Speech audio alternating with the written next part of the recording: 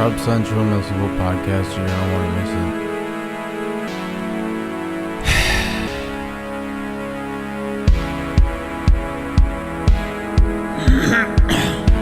Is it over yet? Sweet. I haven't even started the recording yet. Let's go. What are you doing? Fucking important stuff, sir. Like what? Figuring out why I gotta change my bitrate. Which has been crashing my stream lately if I do it while I'm streaming.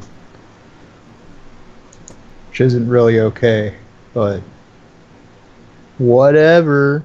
Is my fan too loud? Yep. That's upsetting. Too bad. Alright.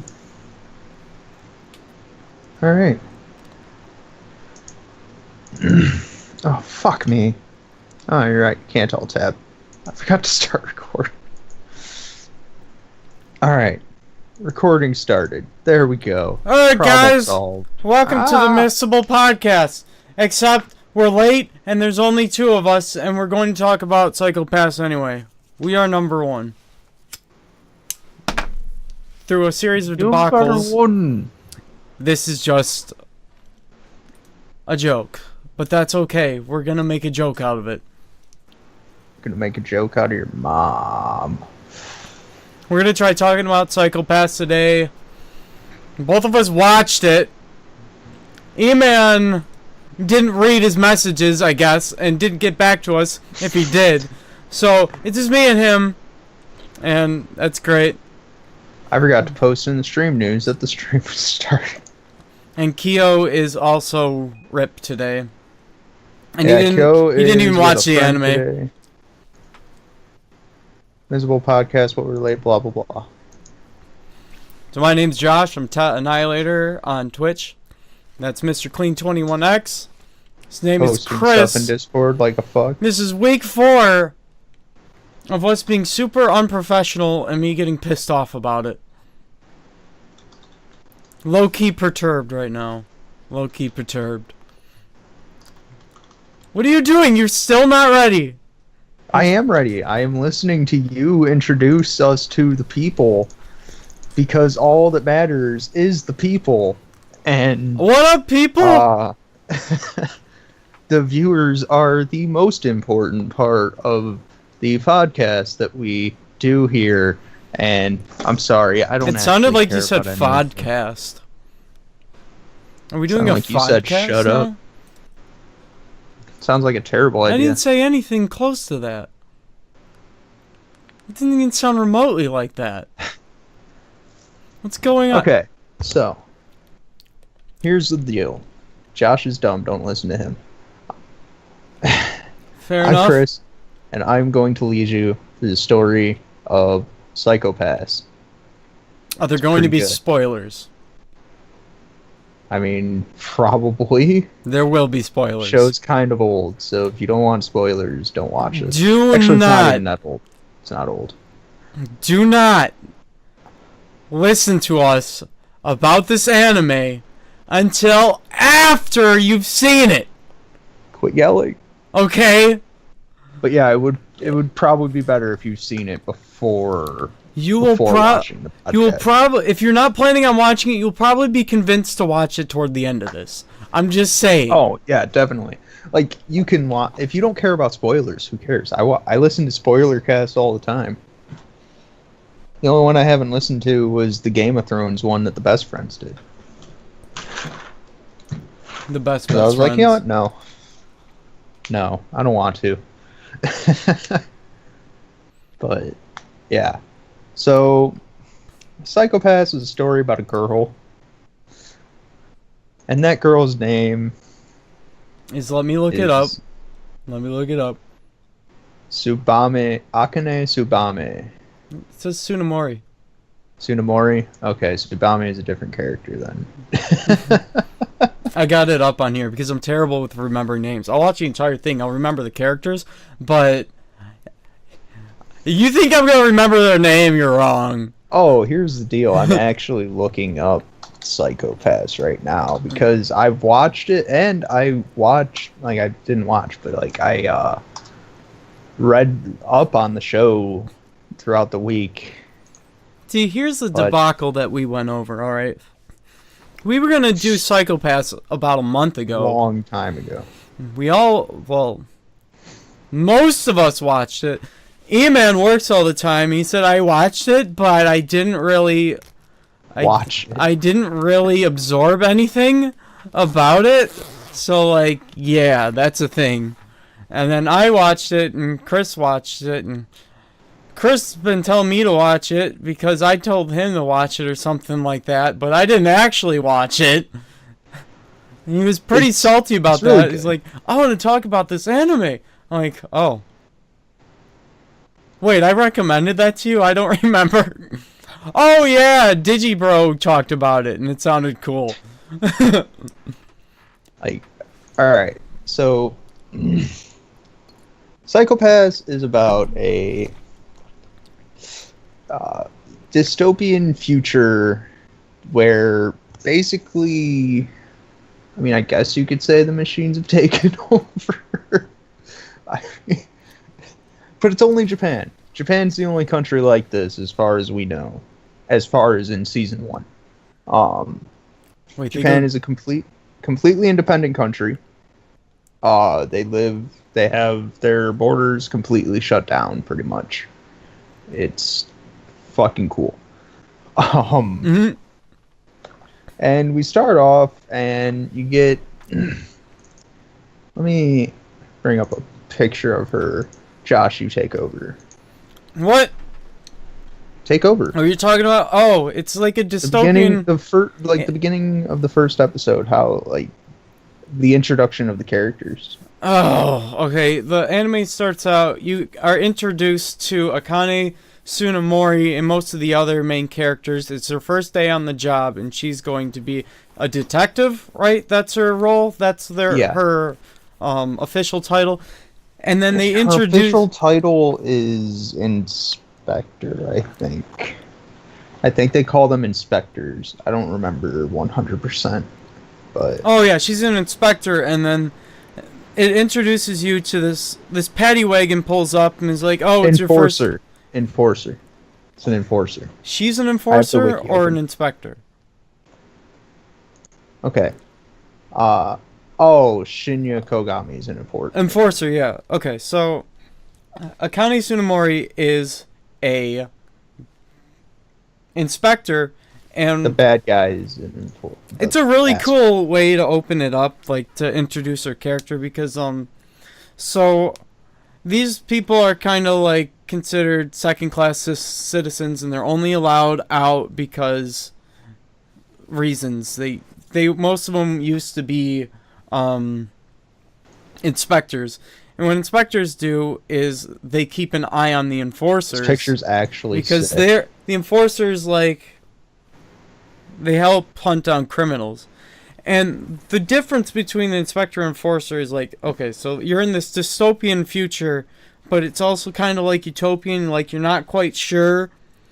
Like, yeah, it's not immediately apparent whether everything is good or bad whatsoever in this show. And they kind of like tell you, like introduce you to this over time, and like.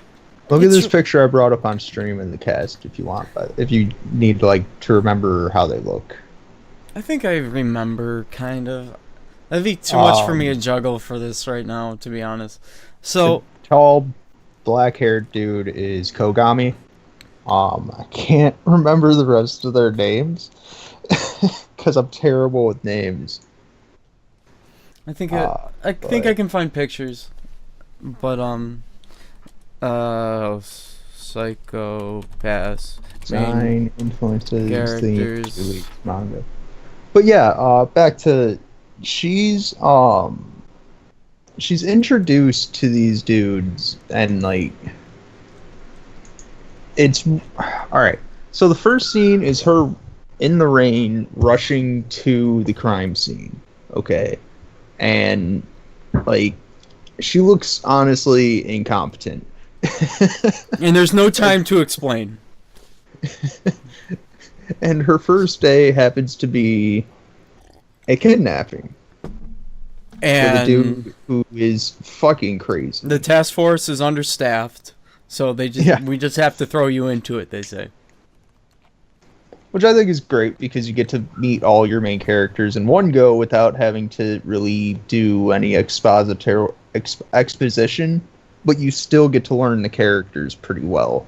Yeah. Like, there's exposition in the first episode, but it's like the walk and talk, but plus, like, it's stuff that's necessary information for her in that moment because, well, she just kind of got dumped there, just like the viewer did. She just got dumped, like, in the middle of a crime scene. They actually do basically the same opening for season 2. Yeah, they do. Season 2 is basically season 1, but worse. And we're only really gonna go over season 1. I don't know. Have you seen season 2? I didn't even watch it. Like, I started it, but I lost. I didn't feel like it. You know. I've seen it. It's terrible. Like, I'm gonna give a brief synopsis of it later, but other than that, what just fell? Okay, we're good. All right. So the first person that Akane Tsunemori, they call her Tsunemori more than anything in the show. So first person that Tsunemori talks to, I'll bring him up on stream, is Nobuchika Ginoza. Ginoza's kind of a cunt. He's basically the #1 inspector right now. And he's the only inspector, aside from now Akane, at the in the task force that they are in. Now, this dude, okay, the first thing he really does is tell her, okay, listen, I don't have time to explain anything to you. You have to learn everything on your own. These guys are the enforcers. They're basically your dogs. They're just hunting dogs. That's all they are. You gotta keep an eye on them. Don't treat them as people. They're criminals. You never know what they're gonna do. Here they are. And then you get introduced to all the enforcers, which hopefully Josh has looked up names for, because I didn't. What? God damn it. For who? The enforcers. There's a lot of them. There's like 4. Which one is this one? Ginzoa? Okay, so Tomomi Masaoka, who is spoilers for later on in the series. Oh, you know what? I'll just leave that for later. Masaoka is the old dude in this picture. He's right here. He's actually pretty rad. He's got a metal arm. He's basically the father figure of the whole group. And all you can really tell about him in the first episode is that he's like just cool old guy. Kind of reminds me of Murtaugh from Lethal Weapon. You know, I'm getting too old for this shit kind of guy. But later on, you learn more.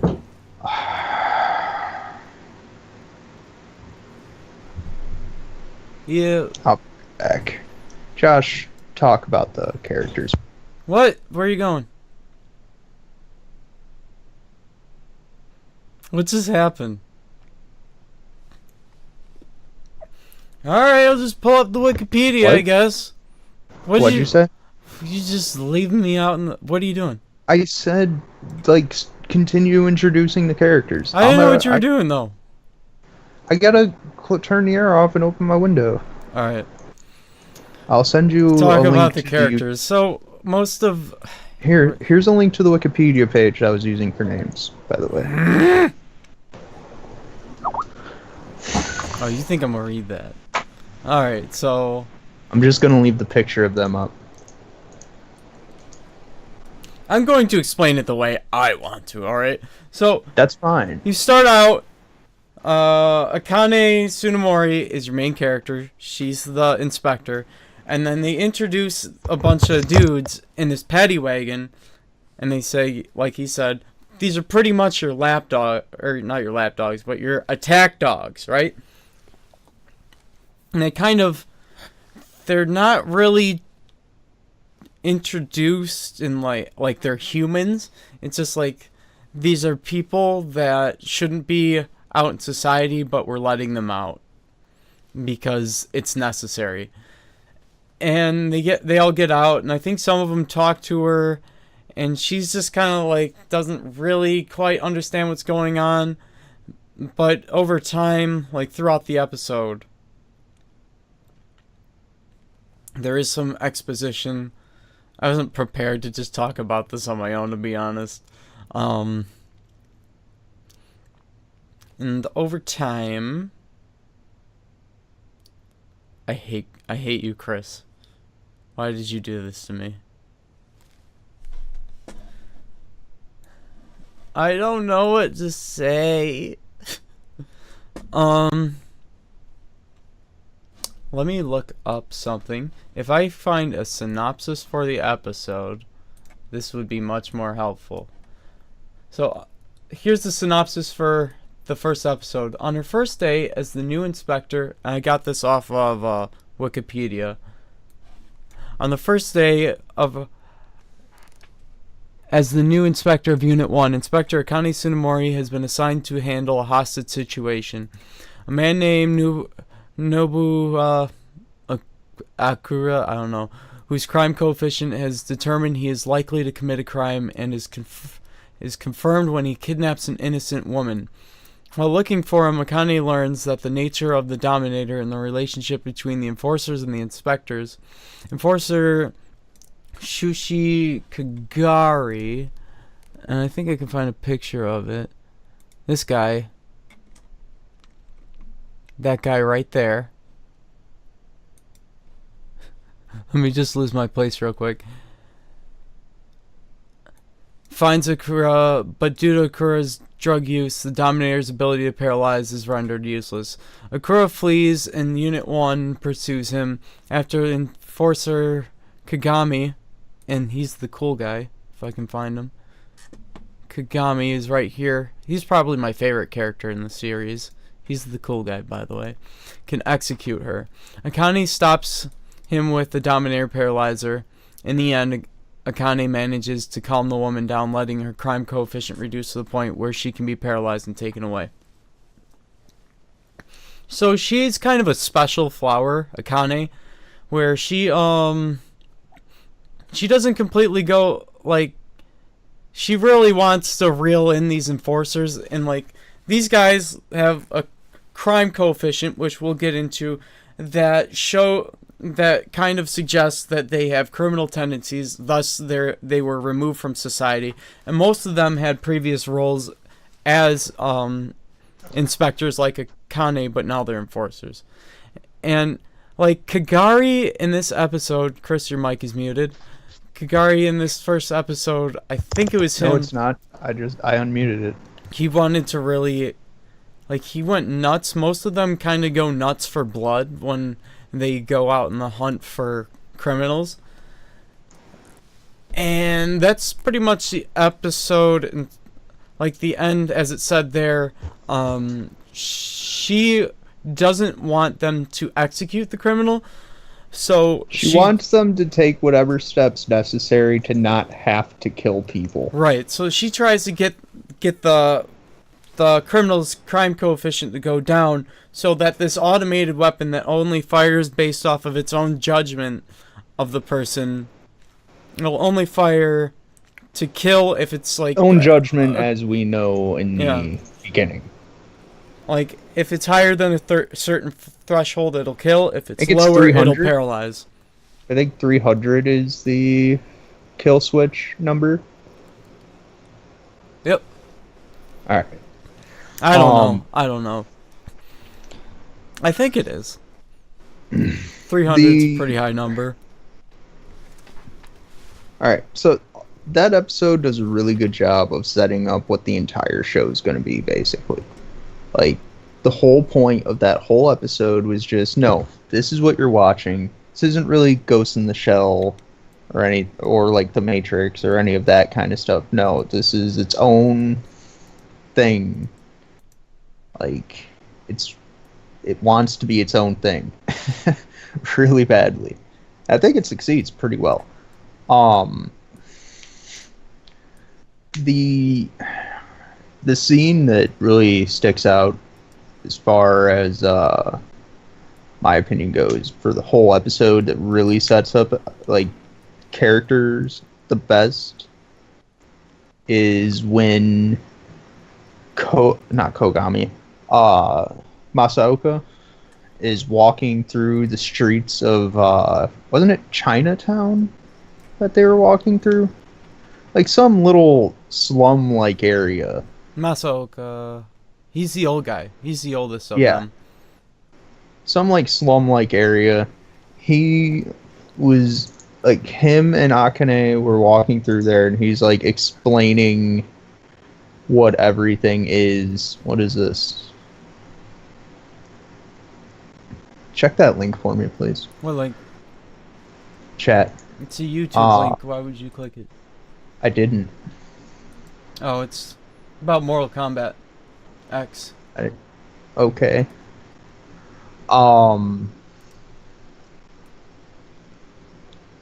Fuck. What was I gonna say? Made me freak. Oh yeah. And they're walking through, and he's basically just like explaining what her role is to her. Like, no, listen to me. Don't care about us because eventually we might just go away forever. Or have to be taken down. Yeah. Like, he's like, we're dogs. We'll have to be put down eventually. And that's the inspector's role. Is that her name? Inspector and Enforcer. Akane's Inspector and Enforcer, yeah. That's her main role in it, is to keep an eye on these guys while they do their job. And make sure that they don't go nuts. The interesting thing about Masaoka is he's old enough to remember the times before, like, what's going on, like, what the world has become. The Panopticon or something has been the police state or whatever has been implemented. Yeah, he can remember being like an old school detective, and he's really good at it. And eventually, like, he didn't kill anybody or anything like that. His crime coefficient only raised because he's just seen so much horrible shit as a detective that it just happened. Another thing to point out, this isn't explained until later, but Akane has like an invincible hue. Her crime coefficient like refuses to go up. Okay, so what he means by hue is like they should have explained this. They kind of like judge a person's psychopaths by like a color. So if it's higher, it's probably like a dark, like a more of a red, and she's like a green or a blue or something like that. I don't remember specifically, but they describe hues. I think she's a green or a blue. I don't know. One of the two is good to go. Yeah. Cool blue, green go. I don't know. It's something like that. It describes the point. Yeah. We don't really need to know the exact color. But yeah, exactly. Like, and hers is like unbreakable. She is not really to be fucked with. Unbreakable. And then going on into episode 2, like, I've got the description of the episode. All right. I can read it real quick. Kagami, which is the cool guy, that I was talking about. He's probably my favorite, as I said. Kagami remains hospitalized as he recovers from the Dominator Enforcer paralysis. I guess at the Kagami had to put him down. This isn't. Or sorry. Akane had to talk him down. Yeah, talk him down. And he wouldn't do it because he wanted to kill the criminal, so she shot him before he could kill the criminal. And it kind of doesn't. I think the criminal doesn't get killed in this one. Akane begins a normal workday after meeting with friends and checks his condition. Enforcer Tomomi Masoka teams up with Akane to take out a threat in the mall. After they return, Akane shares a meal and some revealing conversations about Kagari. Later, she greets Kagami, who reinforces her belief she made the right call during the hostage situation. She turns her report in with no regrets. So, there's a lot of things. Okay, so in the beginning of the first episode, cool guy, Kagami, is introduced with some exposition, and they kind of show a little bit into the future. I forget what you call it. It's a flash forward, not a flashback. And they're talking about, like... My camera did the thing where it shuts itself off, sorry. Like, Kagami and the overarching criminal guy is like...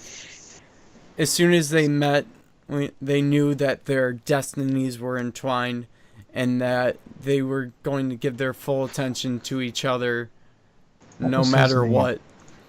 Because Kagami kind of develops an obsession with catching this criminal, which is kind of the same reason why... Was it Makishima?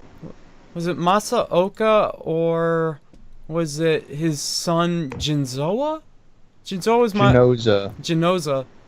No, wait, what were you asking? Because I just found that I was looking for the name of the person that Kogami got the obsession with. Was Genoza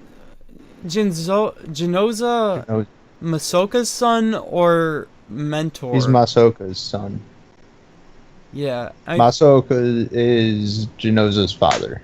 Genoza's an inspector, right? Yes. Okay. He's the inspector that works with Tsunemori.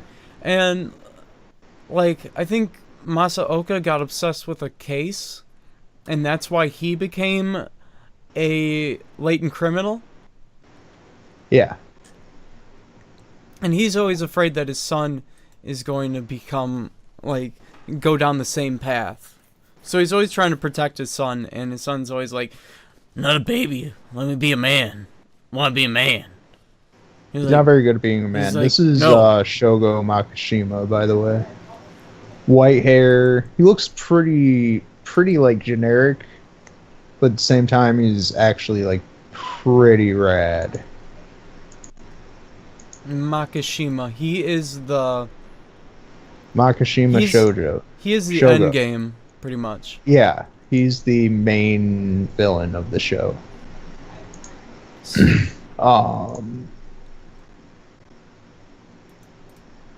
What was the name of the guy who... The guy who was, like, running... In the second episode, that's the one in the... That's the one in the factory, right? Where that dude is, like, running people over.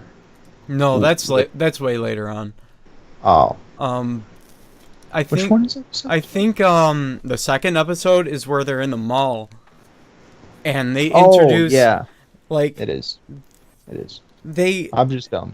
Usually the enforcers can't be seen in public. They have like this hologram over them that turns them into these gigantic cute guys. Like they're disproportional, weird, cartoony things. And they don't want to cause a scene. And when they talk, it sounds all cute and like, but these are really latent criminals.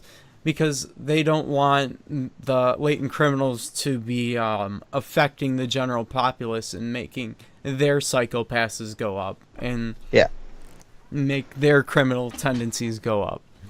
Honestly, this episode's literally just a character building episode. Like,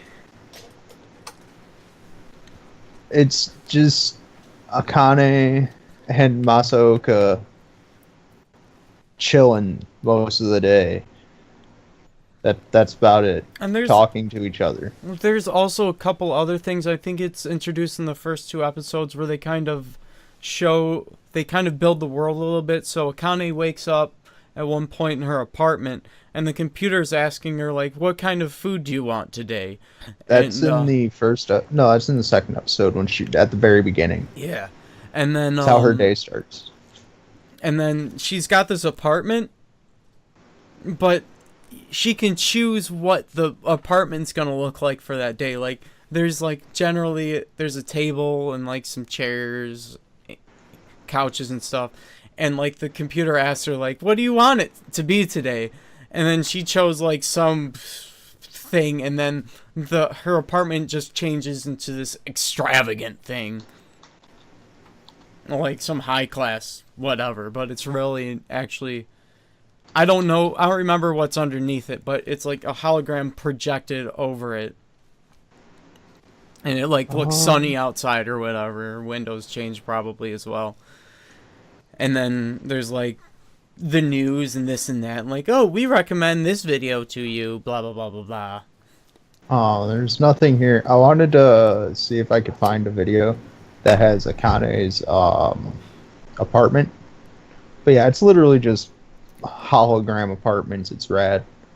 Did you talk... You didn't talk about the clothing that they wear either. Oh, the clothing is a hologram too. Yeah. It's like a solid light hologram where it's like physically there, but it's not. And then after that, she leaves the apartment. She has some food with friends in the morning, and she's not allowed to talk about her work because she's an inspector. But they're talking about, oh, they have very harsh rules. You could have chose, like most people, they basically just explain that thing. Akane, like most people they have to take an aptitude test.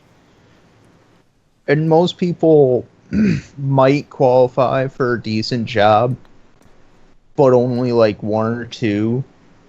Some people won't qualify for any good jobs, and they'll be qualified for garbage for their whole life. Or like literal garbage all. men and stuff. Yeah, or nothing at all. Which is, in my opinion, much worse. And some people, which is very rare, like Akane, she's a genius. She could literally be whatever she wants. She decides to go into the work of an inspector, which doesn't pay that great. Yeah. And is hyper dangerous. Yeah, they were talking about like most people, they don't have a choice of work, and they were kind of jealous of her because she had a choice. She could choose pretty much anything that she wanted. And then she said, I mean, or I don't know if she said it, but they talk over like exposition with other characters throughout the series. They say like, of all the things that you could have chose, why this? And I think it was because she just wanted to make a difference or something. She felt like that was the place that she could make the most difference in the world. And I had another thing I was gonna say, but she wasn't quite sure for a long time what job she was gonna take. So she said, "Screw it, no, I'm gonna be a inspector." Yeah, and I think it's in the next episode where she has a talk with the orange-haired enforcer. This dude right here. He's pretty cool, by the way. He's alright. He's kind of forgettable, though. To be completely Kogami? honest. No, not Kogami. He's Kogami's Kagari. Kagari, yeah. He, in the next episode, which he's pretty bratty, to be honest. The next episode, Nobody Knows Your Mask. Ooh. Ooh. This one's really good.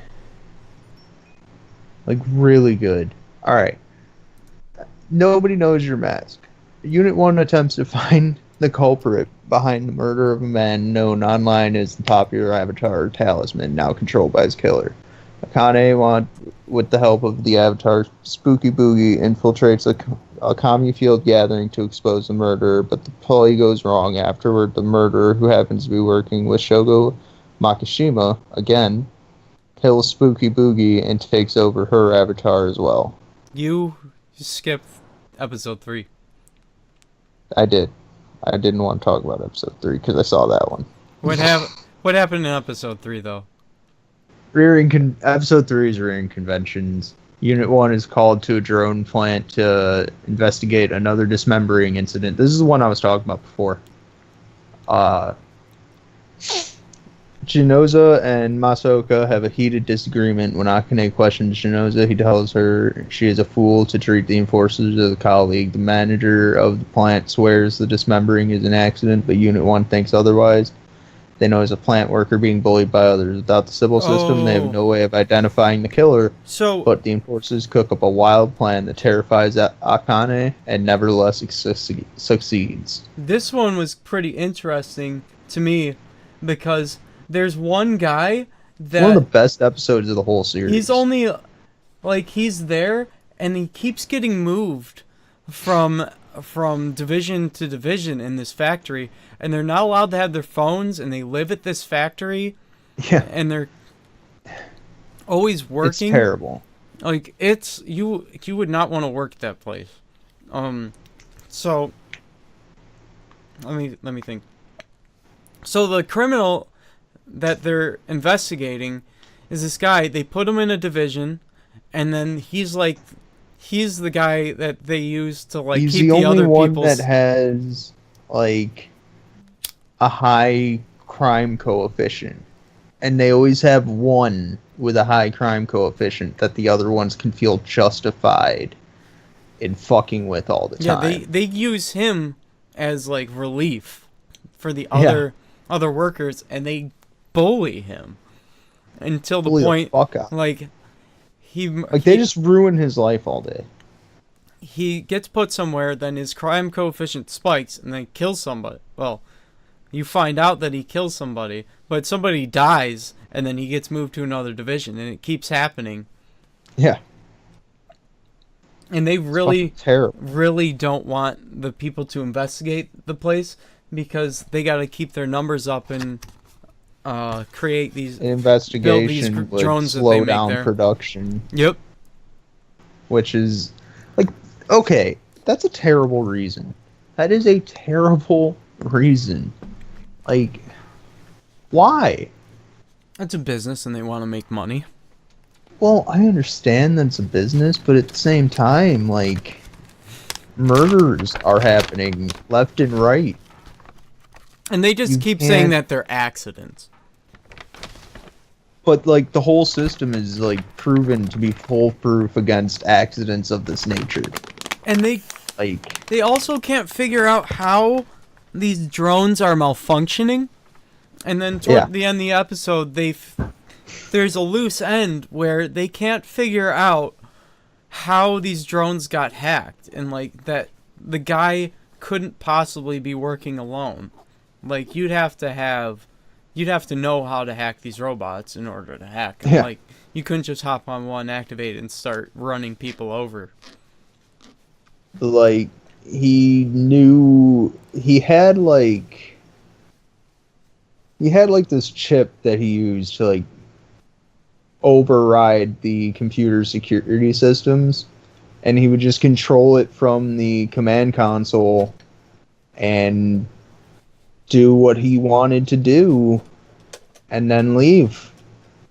And they never carried out any investigation or anything. It was really, really weird how they never committed any kind of investigation. This is the 10th time it's happened. Come on now.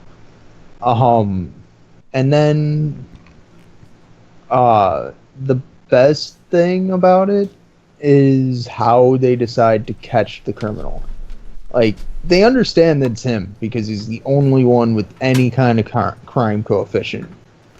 And they can tell that, like, these people are not killers. The people at the place are not killers. They're assholes. They're terrible people, but not killers. So what happens is Kogami, who has been pretty cool with the guy so far, for the most part, like, trying to, like, and it turns out the whole time he's just trying to get the criminal on his side, just for when it, like, because, like, he suspected him from the beginning, and so they come up with this, like, amazing plan to power a Dominator, the guns that they use. Because it wouldn't work in the factory for whatever reason. Yeah. It had, like, signal deadener shit, or whatever. Yeah, nobody could use their phones or whatever. Like, the place was completely cut off from the outside world inside. Well, sorry. So, they found this way to bring cable down so that they could use a Dominator just as a weapon to destroy the drones. And Kogami met the dude in the bathroom and, like, beat his ass and just left. Beat his ass, talk shit, and left. Wait, the criminal, right? Yeah, when he beat the shit out of the criminal in the bathroom. Well, yeah, like, he confronted him. They wanted to set him off so that they could prove that he was the murderer, because he was pretty chilled out at the moment. Like, he was messed up. Like, he was twitchy and all that, and he talked like a psychopath. Yeah, but they needed to set him off before they could take action. Beat his ass and walked away. And then when he's walking away, dude's, like, super angry and just immediately gets a drone ready to go to just murder Kogami. It's actually pretty horrible. Like, this dude was a stone cold killer. He didn't give a fuck that he was murdering people at all. He was a grade A psychopath. Yeah, he was saying, like, like, it'll be all fine. I'll be all fine again. I just gotta get my fix. I gotta murder somebody. Then I can go back to being normal for a little while. This dude was literally addicted to murder. Like, what? How do you get addicted to murder? You know how many people you have to kill to get addicted to murder, Josh? I don't know if he was addicted, but he did it as, like, a release to yeah, but, like, be he normal acted again. like a freaking heroin addict about it. He's like, I just gotta get my fix and then the sickness is over. Once I get that little bit more, I don't have to deal with the sickness no more. Or like a meth head. And man, dude was nuts is what I'm trying to say. Did they kill him? What's up? Did they end up killing him? No, he survived. Because after they destroyed the drone blew up. Yeah. That gun was. I think Genos blew it up, right? The Dominator, their weapon, dude. That thing packed a punch. Yeah. It doesn't just kill or pacify humans. Like, yeah, when the guy freaked out. When they kill somebody with a Dominator, it explodes them. It explodes them. The YouTube viewers, you're not gonna see this, but all right, keep talking, Josh, while I find a video of this show on stream. So I think it was Kogami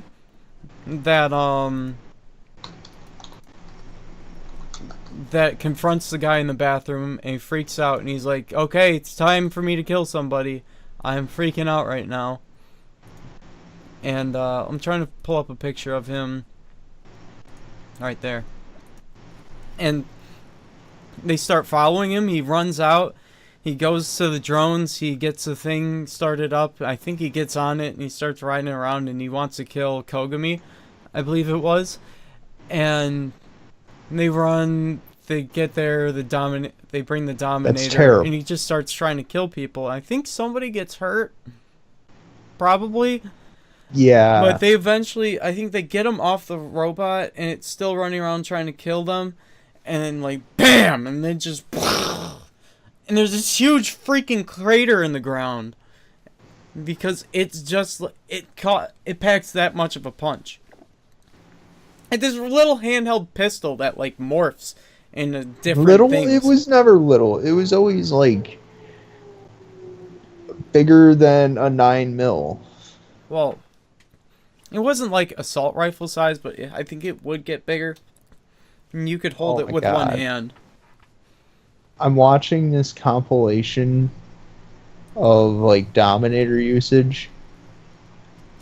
It's really like... Oh, there it is, yep. This thing is terrifying. Like, yeah, when you imagine if when you fire it at we had that kind of weapon. When you fire it, I'm watching this, he's firing at a robot dog, and it just transforms, and then it's got like this futuristic weapon. It like sucks in a bunch of energy into a blue spear, and then it just like blows shit up. And the destructive force of it. Oh yeah, and the gun talks to you. Yeah. It says, make sure that you aim carefully. The Missable system. Missable system, that's what it's called. The Missable system. I said it multiple times. Well, the Missable system is what judges everybody in Japan. Everybody in Japan is judged by the Missable system. It's the reason for the aptitude test. It's the reason for the crime coefficients. Everything. That gets really fleshed out like later on into the season, though. So, you know. Yep. And that's pretty much the end of the episode. Like, they arrest him and take him in. That's about it. If I remember right. I don't remember him dying. And we have that loose end where we don't know how he got the thing to do the thing. Little spoiler here. It turns out to be Shogo Makishima later on. That helps him do it. The next episode is much more interesting, though. Like, that last episode was just like, it was alright. But this one is really good. Unit 1 attempts to find the culprit behind the murder of a man known online as the popular avatar Talisman, now controlled by his killer, Akane, with the help of the avatar Spooky Boogie. I love Spooky Boogie. That name is amazing. Infiltrates a commune field, gathering to expose the murderer, but the ploy goes awry. Afterward, the murderer, who happens to be working with Shogo Makishima, kills the owner of Spooky Boogie and takes over her avatar as well. So Spooky Boogie, there's two of them, but okay, so what's it called? The commune field? The commune field? So they have these headsets in front of their computers. It's like a VR headset. No, the commune field is where they went to the meetup later on, the party. You're just thinking of the basic internet usage. Okay, so they have these online chat rooms, and they have Akane in the beginning of the episode. She puts this thing on, and then she goes into it, and there's like these and she just chills. Chat rooms, like, you know how there's YouTubers and they're real popular? Well, this one, they kind of like streamers almost. Yeah, it was basically a lot like streamers, but it was like just like speeches and shit. They have comedy. Their own avatars, and like all of them have their own little shticks, of course. And there's basically it was a huge popularity contest. Yeah, Spooky Boogie was like, if I remember, he was kind of like a demonic looking guy, or I'm thinking of the main character in Overlord, to be honest. It probably looks just like him. No, Spooky Boogie was like a tall, spindly cat man. Well, Catwoman. Oh no, And then there's somebody else. There was another one, though. It might be Talisman. Look up Talisman. That might be who you're thinking of. I'm going to show pictures of both of these. Psychopaths. Mr. Cleanian. Because Talisman ends up acting... his personality changes. Yeah, that's how they end up figuring it out. Kogami figures it out, actually.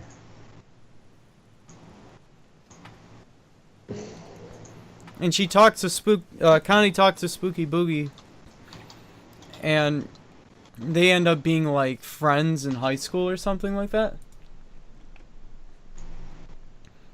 Wow, she looks weird.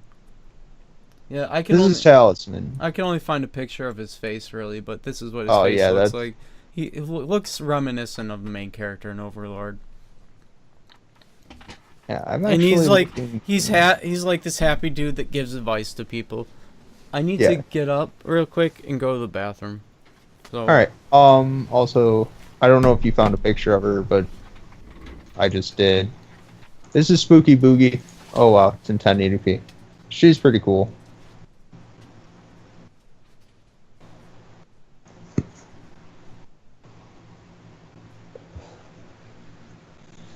Ted looks like a Jedi. Wait, shit. So when Akane talks to let's just full screen this image.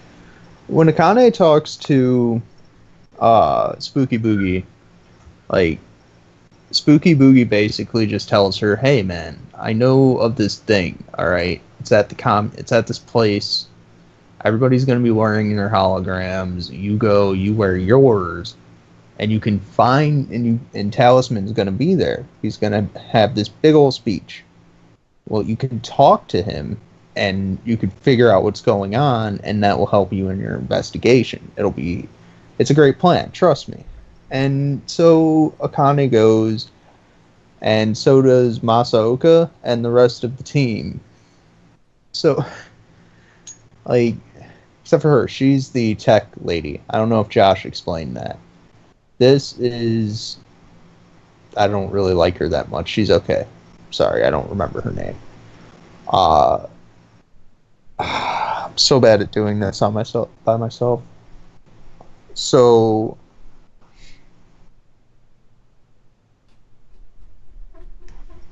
okay. So what I was trying to say is, let me get back to this.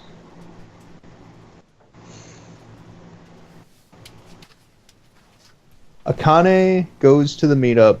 Her and Masaoka go inside for the meetup. Like, they're the crew they're basically the advanced force. Akane and Masaoka. They're the only two that go in, I think. Kogami was waiting outside. Everybody's waiting for everything to go awry, basically. Everyone's ready to go. Weren't they looking for Talisman? Yeah. So that they can interrogate him and figure out what's going on. Well, everything goes awry, but not in the way that they expected. There was this massive, horrifying noise that canceled out the hologram projections. It made them all look the same. Yeah, it made them all look like Talisman. So he was able to run out the back and got away. They saw him trying to get away, but there were too many people and they couldn't really do anything. And the people outside were alerted a little bit too late because comms were basically cut off when they activated that device. And the cool part is that they only knew that the cops were there because they had a sensor that detected dominators, which I had thought to be not a thing. I don't know why. Yeah. But I thought that was why would that be a thing? Come on now. Yeah, it was kind of weird how they could detect it, but I guess whatever.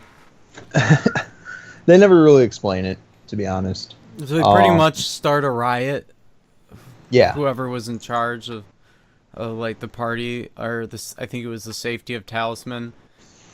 So they started a riot, and everybody started like freaking out and leaving. Yeah. So that happened, and then they they find out that Spooky Boogie was a part of the conspiracy against Talisman. So what they did was they went to Spooky Boogie's house. This lady that Akane went to school with, which is probably something we should have mentioned earlier. I did. Like, oh, you did? Okay, I'm sorry. I didn't hear you. So Akane, like, this girl Akane went to school with just gets murdered super horribly. Like, he chokes her to death, doesn't he? I don't remember, but did they get to Talisman's house, her apartment first? Yeah. Yeah, and they had already been. He wasn't there, and he was dead. They couldn't find any evidence of like struggle or anything. What ended up happening was they killed him in the apartment cleanly, and they chopped him up and flushed him down the toilet. Yeah. And down the drain of the tub too. Because they get there, and they find out like I think the toilet or something wasn't working. Yeah. And nobody came to fix it. And it was like, it's been months, at least like a month or two since he'd been online last. And they're like, from that computer. He must not leave his house very much because they suspected him for murder. I think. Yeah, and there was like no record of him leaving his home on the camera. Like, nobody had seen anything from him in like a straight up month. Nobody online. I don't think anybody knew who he really was, but they tracked him down. Yeah, they tracked him down because the fake was using the same. The fake Talisman was using the same IP address and everything as the original Talisman, so as to not cause any suspicion. There's something I want to bring up is like, okay, since there's a bunch of cameras just all over the place, and you can point the camera at them and it'll get you a general reading of their psychopaths. So people who are latent criminals and have like a high crime coefficient, if the camera gets pointed at them, then the authorities will know. Yeah, so they have to actively avoid these things. Yeah. And when they just assume that he was some kind of latent criminal. When people avoid these things, they kind of use that to track him down, or kind of figure out what they've been up to and how they've been doing it. They go into that a lot. And so they go to this dude's house because no one has seen him or heard from him in a week, and they tracked his account to him. And there's nobody there. My mic is not muted. 180 out. Nobody's there. They find out that the dude got flushed down the toilet. Yeah. But he's still an online presence. Yeah. And then after that gathering where everybody like freaks out, there's a riot, and they like towards the end there, they were pointing the Dominators at each other. And I think one of them almost fired at the other until they figured out, like, whoa, no, it's me. But after that, I just lost my train of thought. Swear jar. They leave the party, and then Spooky Boogie ends up getting murdered.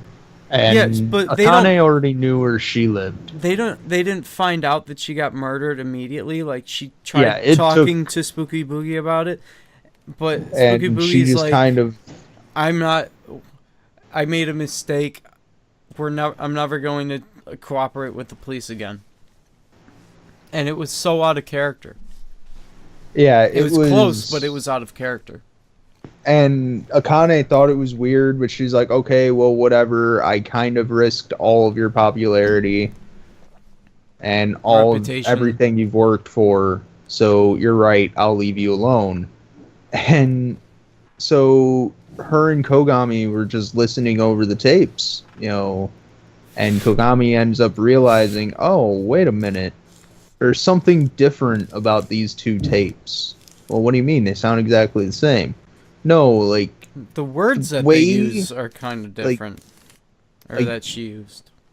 Spooky Boogie's not using the right... the speech pattern is the same, but this Spooky Boogie never said any of this, and this one never said any of this stuff. So, I can't remember I want to try and remember what the exact words were, but I can't. I'm sorry.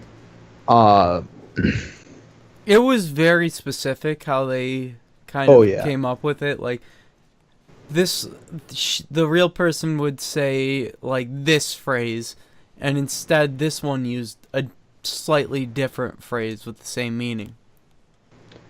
Yeah, it's really, really, it was really cool, and Spooky Boogie, the greatest anime design in the world.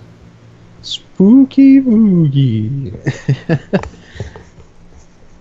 Spooky Boogie gave out tips to people, shit like that. So Spooky Boogie, her apartment is gone too because Akane's basically Akane is just worried about her because they knew each other, and that's the whole reason. Kogami thinks about it and thinks that, oh my god, maybe this is an imposter too. And Akane's like, well, shit, that can't happen. And the whole crew goes over to Spooky Boogie's house. This guy's asking, do I need a pillow to watch it?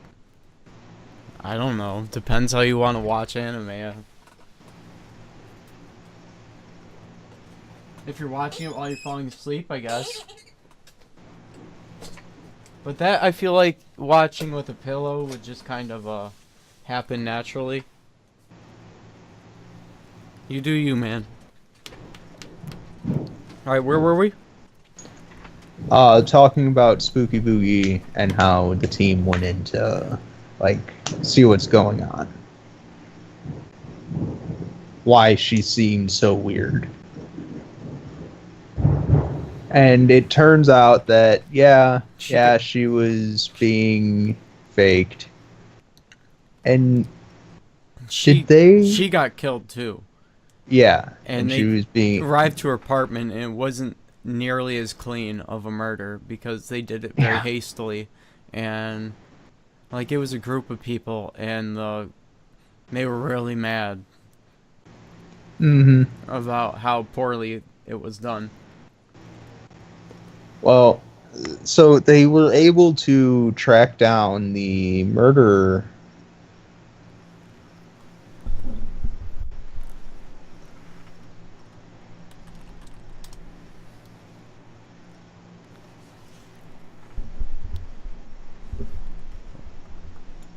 Wait, let me know if this sounds any different right now. Does that sound different? Like my mic? Before? After. This is after. That's before. Is there any difference? It sounds better with it moved out of the way. Okay, yeah, I don't really need two pop filters, I'm sorry. I never even paid attention. I got a new pop filter, and this one actually works.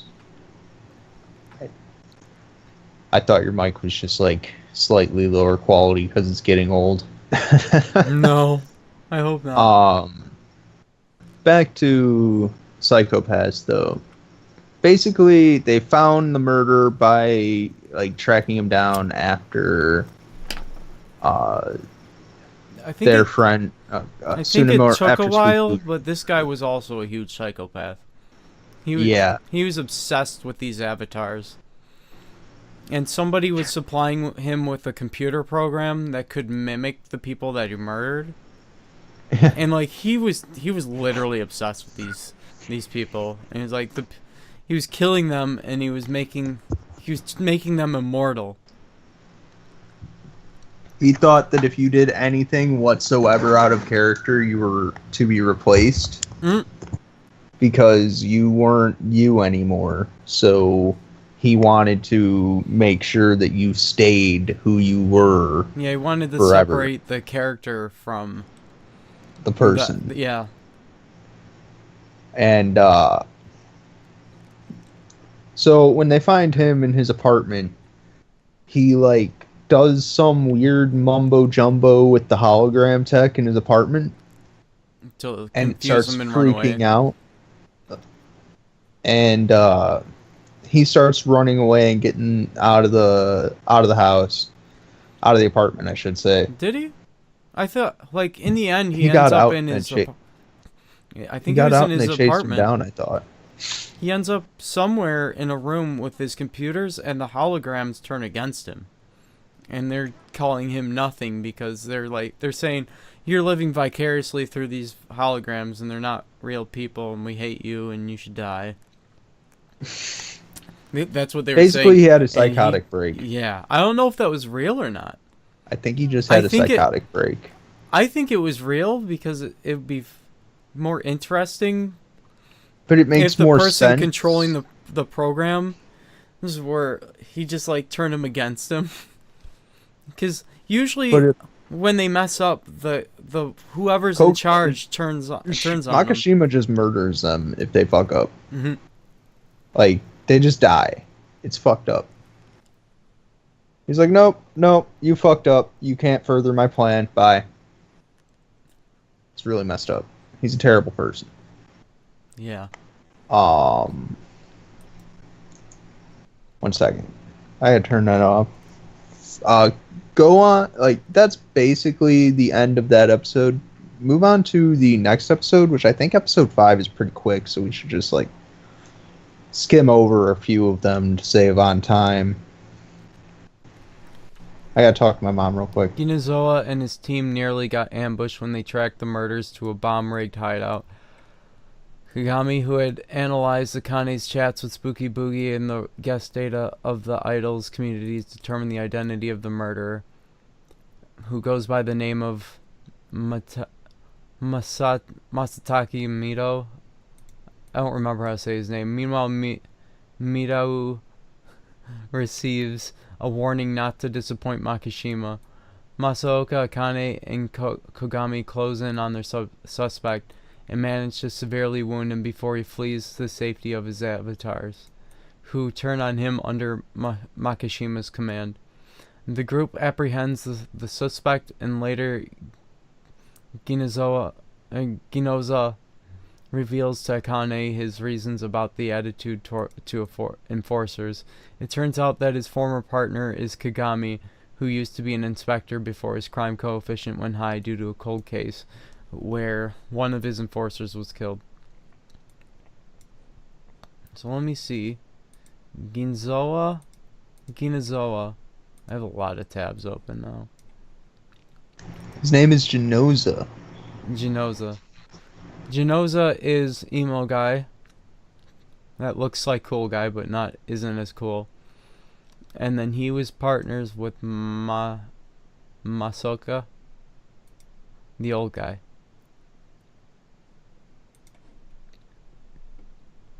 Masaoko was his father, who's partner with Kogami. This guy right here on my stream. Tall dude with the open shirt, black tie, black hair.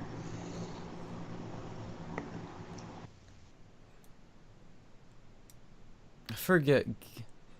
Ginoza, what was his attitude towards enforcers at that point? Don't get too involved because they're going to die. That's basically either die or get or cause your crime coefficient. Yeah, or cause your crime coefficient to go up. Like, once they outlive their usefulness, they get put into a padded room for the rest of their lives.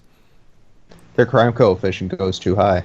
Because their goal is to prevent the inspector's crime coefficient from raising. So they take it for themselves, I guess. And that's like... the only way that they can go into the outside world is if they're with an inspector for a case.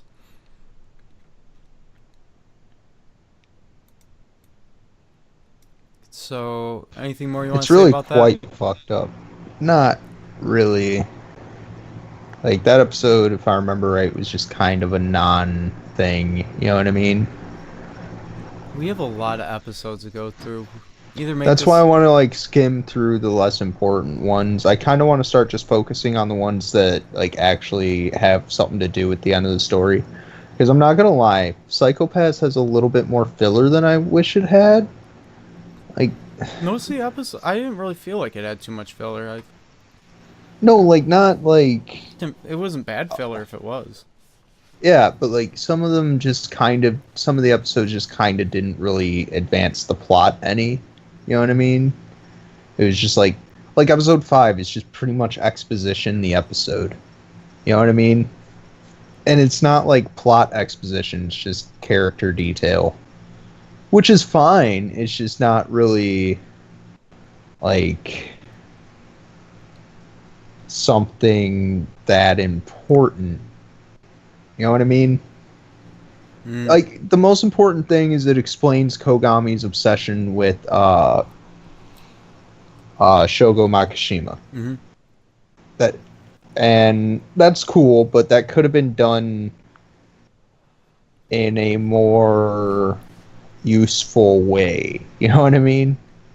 Oh, the next episode is where they start to introduce that crazy psychotic girl that is like being mentored by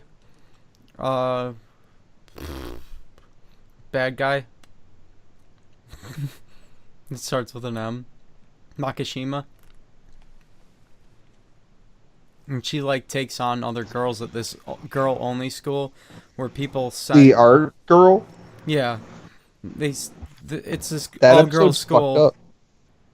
It's this all girls school where they're like separated from society in hopes that they will grow up to have a low crime coefficient, I guess. And it's like an old school, and it's like one of the last of its kind. Yeah, it's actually like like these are the lengths people have to go to keep a low crime coefficient. Like, it's actually really messed up. So Rikako Oreo, the enigmatic president of the art club, ensnares a victim, mutilates her corpse into a work of art under the tutelage of the evident mastermind Makishima. So she makes really messed up art. Like, really messed up. And she makes people's bodies into set pieces and just like they'll set it up out in public for people to see. So it'll freak people out when they see it because they want. The one that caused the most stir was the one that was in the hologram fountain in the park. Yeah. Because it was flickering really badly, so they had to go see what was going on. And it was a fucking horrifying sculpture. I should not have drank all this tea, dude. I have to go to the bathroom again. Well, don't. Man, hold it. I don't wanna. For the most part, this episode's not too interesting. It's basic detective work throughout the whole thing. Like, to be honest, it feels like an episode of Law and Order. A lot of them have at least a small vibe of that. Yeah. Also, yeah, if you love cop shows, Psycho-Pass is really good. It's a really good just cop show. It's like it's like future Law and Order. It's amazing. But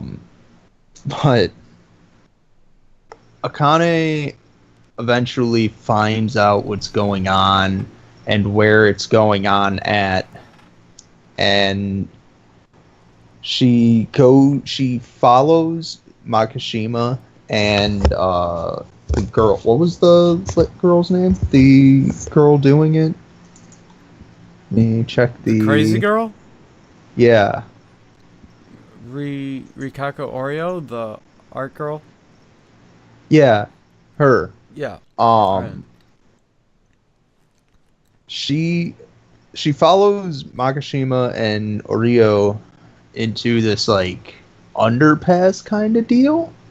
I don't know, it was really weird. It was like inside of like it was like this underground bunker looking thing. I think it was supposed to be a sewer, but it looked like an underground bunker. And he's got her. Wasn't it her? Didn't he capture her because she fucked up and got caught? That was way later on.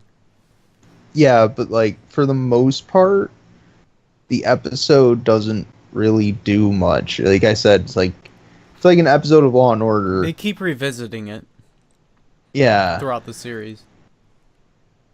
And like it's actually a pretty good investigation, but I can't really explain it.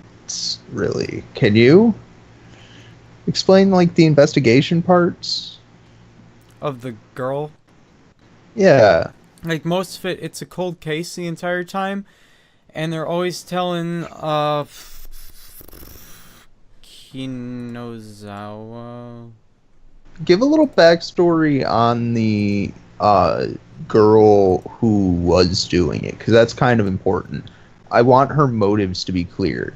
Do you remember why she was making the art? Her father was a painter. He was an enigmatic art. I don't know if enigmatic is the word, but he was an artist, and he wanted he painted fucked up scenery, and it wasn't like it was for a reason. Like there would be like very grotesque scenes with a bunch of like themes infused into them, like older art by stuff like I think Da Vinci and stuff, like all the way back. They like early on art was like Renaissance era. Yeah, art. Most of it was like it was a bunch of symbolism in it, and like the point was to glorify God, so everybody had like halos, and there would be other things that would symbolize other stuff that you wouldn't know about unless you studied it, and would not you'd look at it and be like, why? Yeah.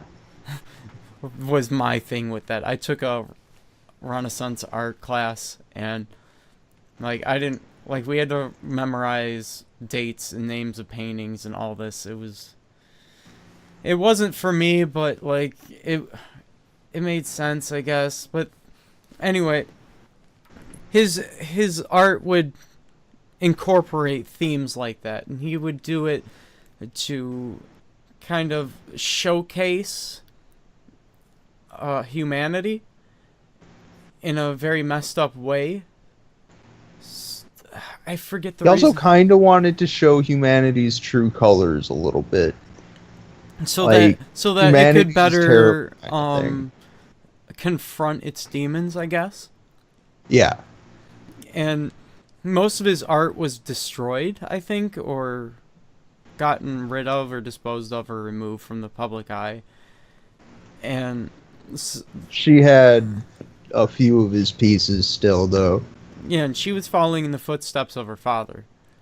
But yeah, she thought that by making sculptures with human bodies, she was basically like one-upping her dad, basically. Or at least following in her footsteps, like taking up the mantle. She wanted to be him, but better. But not back down. She was doing it for a different reason. Like, she didn't understand what he. Yeah, she had no idea what his vision was. All she knew was that he made grotesque paintings. And she turned it into like using that to bring down society murder? As it was. Justify murder? Yeah, but like she wanted to use it to destabilize society as it was. The really cool part about the sculptures to me is how they're made. Like, what she would do is she would kill you, she would chop you up. No, wait, when she killed you, she killed you and just dumped you into this fucking, like, liquid plastic shit. That would preserve your body. Yeah, perfectly preserving your body.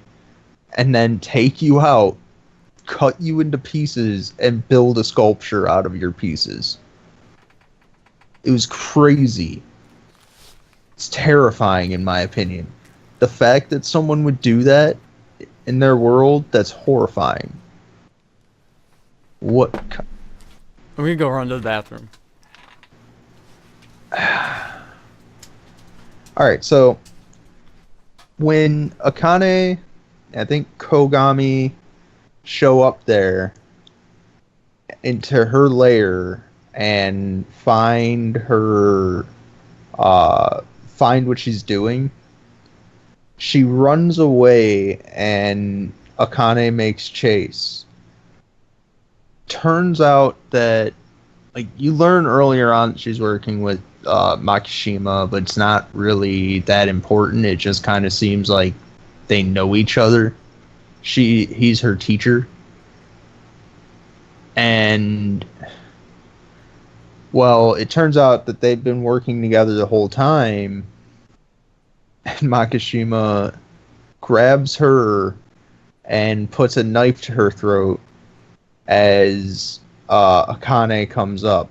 And Akane is trying to avoid killing Oreo because she doesn't want to become a murderer, I guess. Basically, she has like a Batman code where if she kills anyone, she's just as bad as the murderer. And she points it at Makishima because he's gonna kill the girl, and she just wants to take her in. And so she points her Dominator at him, and nothing pops up. He doesn't have any crime coefficient at all. He's at like 0. He can turns out he can control his own crime coefficient. So she grabs a shotgun and she tries to shoot Makishima and misses completely. Makishima slits the girl's throat and runs away. It's terrifying. And everyone was horrified for Akane because they thought that her crime coefficient would go up from it. But it turns out, no. Nope. No. Like, it was a terrible experience for her. And it was, like, definitely a key point in the whole series. But she just kind of like, no, I feel fine. No, I'm good. It's horrifying. I don't, like, it's hard to deal with, but I feel fine.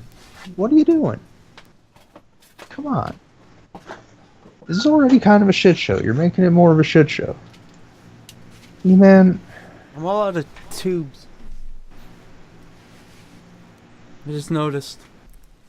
No more cigarettes for me. Except for maybe this one. Probably make this one work.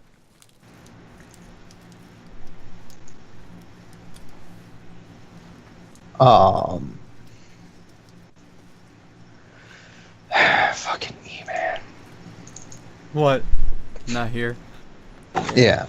It's making it really difficult to go through these quickly. We can move on to the next episode, though. What episode are we even on? 8? I don't know. Let me double check. We just did... We've really started just jumping around. We just did episode 6. What are you talking about? We going went 4, way 5, into... then 6. After realizing the recent murders and the specimen case are indeed connected, Ginoza takes Kagami off the case and requests Akane to watch over him. So, Ginoza doesn't want Kogami on the case because he is too tied to it, and he thinks that he's gonna act irrationally because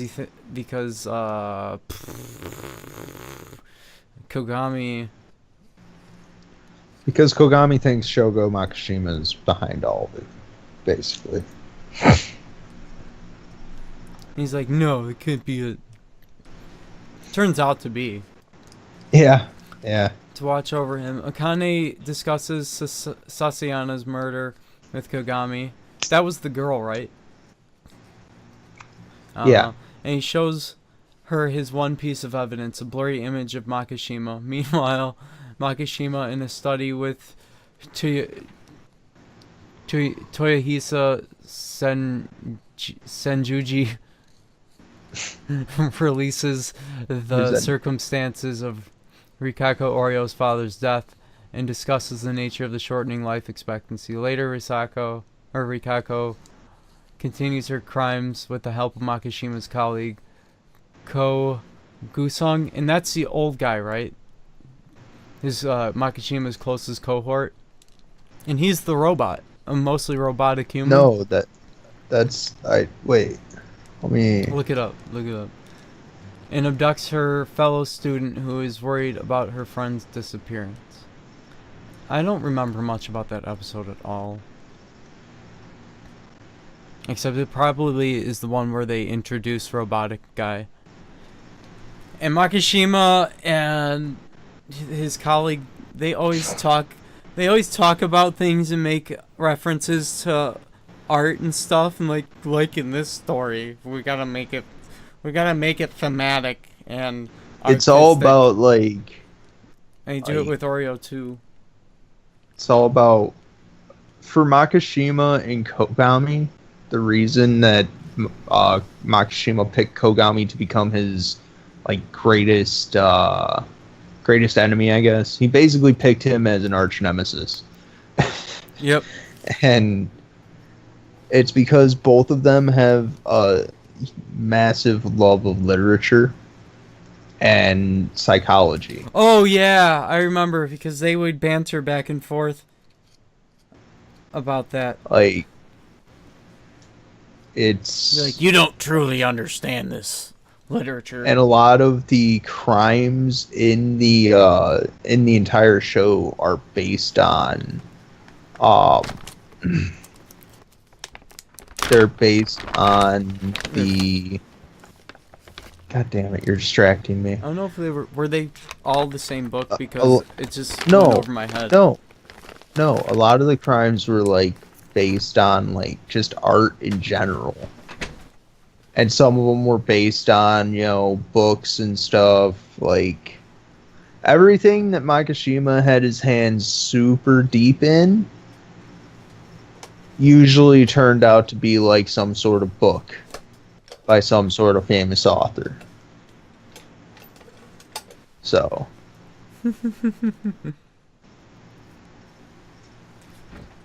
Makishima's a weirdo. Alright. We're just gonna go to the next episode. With his profiling skills, Kogami determines that the girls' school killer is the same murderer from the unsolved case years ago. He explains that the recent murders lack originality. Oh, this is one of the ones I rewatched. I just kind of picked a couple at random the other day. His unsolved cases years ago, he explains that the recent murders lack originality and pointed social commentary of the previous killings. When he and Akane realize the culprit is one of the students, they locate Rikako, who escapes when one of the teachers stops Kagami from executing her. Oh, yep.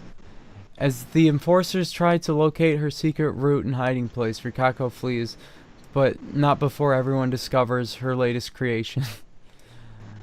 Makishima calls Rikako to tell her that she's a disappointment and has... Oh, I thought this was way later on. Disappointment, Senjuji disposes of her. Yeah, Senjuji is the robotic guy with the shotgun. In the meantime, Kagami picks up your video went out.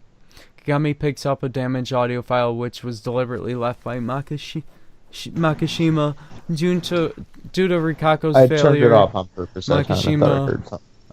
Makishima develops an interest in Kogami. So this is where Makishima sees Kogami and he's like, he will be my greatest rival or something. Like, why would... And Senjuji is like, why him? An enforcer is an odd choice. And he's like, because of some reason. Because poetic justice and blah blah and he said social norms because and he's blah, very strong. blah. I think he said It's he's very the strong. memes, Jack. Memes, chat. It's basically like Monsoon from. So yeah, this is the one that takes Rising. This is the one that takes place in the school, and most of the she hides amongst the other girls and runs away, and then Makishima catches up to her and kills her, and he's like, "You're a disappointment." And he's like, she says, "Why?" He's like, "If you don't understand, then you won't understand me telling you why, so it'll be pointless."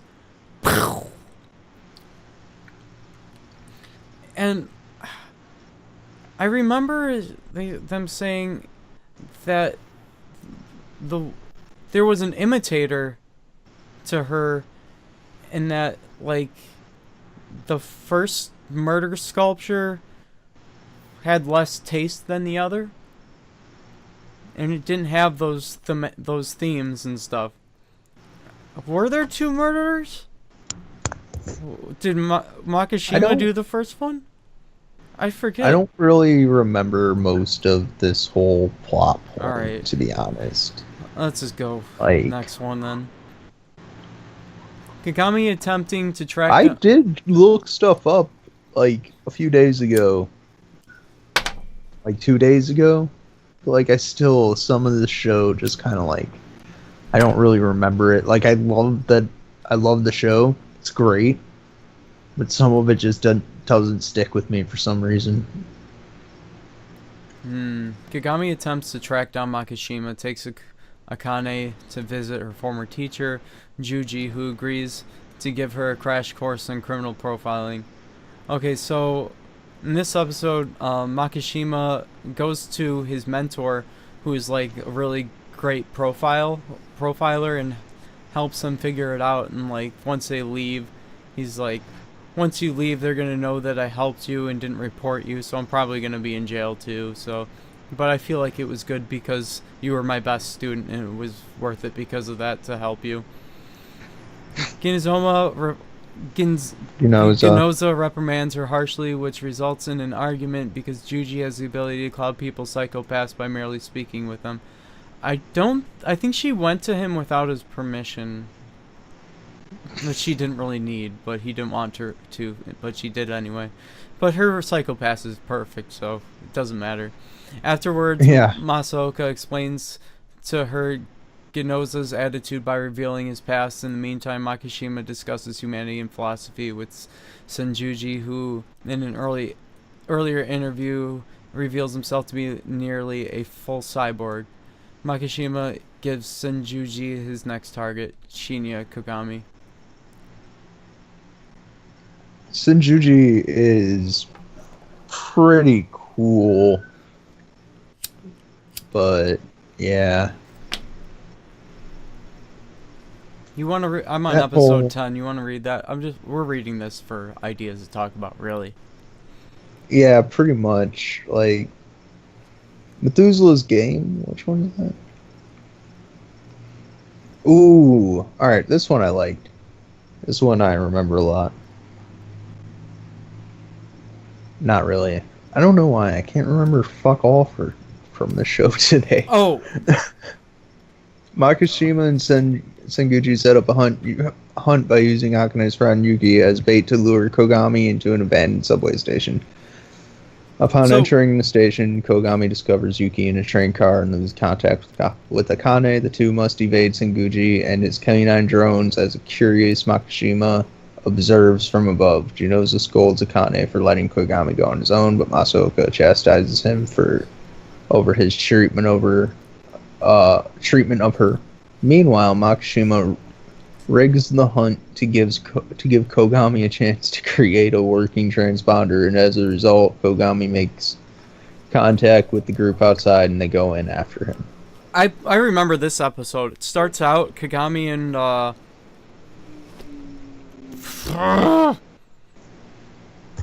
Kagami and Akane.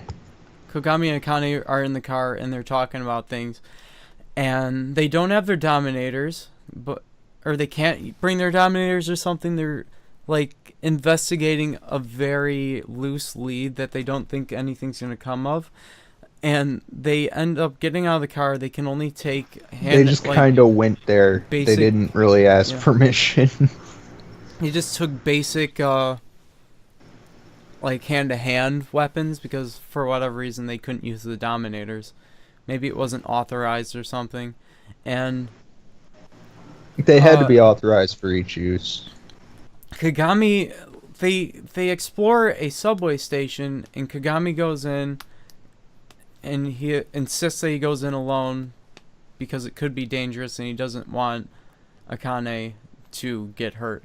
So Kagami goes in there, he investigates, and he gets into a subway car, and all of a sudden this thing starts speeding and he disappears, and the people in the precinct, or whatever you want to call it, they think that he's gone rogue. But what actually happens is that one of Akane's friends is tied up in the subway as well, and the bad guys use that to keep him around so he won't just bolt, and they get him into a hunting game full of all these different traps, and like they call it a hunt, and they get their jimmies off on that, I guess. One of the few uses of real guns in the show. Instead of dominators or knives, this is one of the few uses of like straight up guns in the show. And gunpowder weapons. Yeah, Kogami he slowly figures out the nature of the hunt, and like there must be something else, and then the girl has to strip down, and there's like a transponder, like they have walkie-talkies, but they have to find a piece of it in her bra. In her bra. To get the thing to work. He figures it out. Yeah. Like, they want to do this. And he figures it out pretty much. And, like, he has to try to keep the girl alive. And I think she ends up dying because she's stupid. And pretty much. Kagami gets away, and there's cyber dogs and stuff. Because then he gets a dominator. Senjuji is just hunting them for sport. And he gets a hold of a dominator. Then, since he has the transponder now, he gets the rest of the crew to come in, gets a dominator, destroys the last dog, if I remember right, and then goes after Senguji.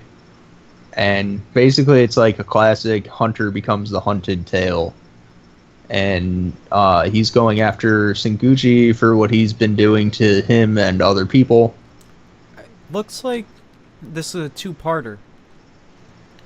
So Kane and the rest of the task force get there, and Akane, whatever, she gets separated from the group, and she won't pull the trigger on Makishima, and the gun won't let her because he has this perfect psychopath. The gun won't fire on him because it doesn't think that he's a latent criminal.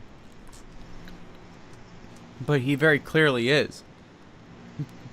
Because for some reason, he's immune to it. Okay, he kills Yuki, not Oreo. I'm retarded. With the knife. Yeah, he kills. Yeah, that's when it happens. Okay. He's like, if you don't kill me, she's gonna die. And but in the last episode, Kogami got the Dominator and was able to kill Senguji. They just recap it in episode 11. So.